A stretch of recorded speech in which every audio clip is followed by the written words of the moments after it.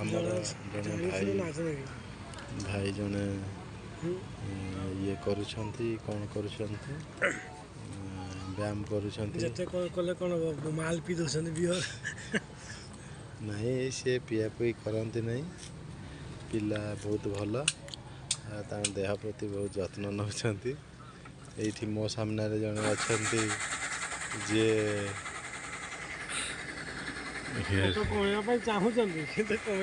କମେଇବା ପାଇଁ ଚାହୁଁଛନ୍ତି କିନ୍ତୁ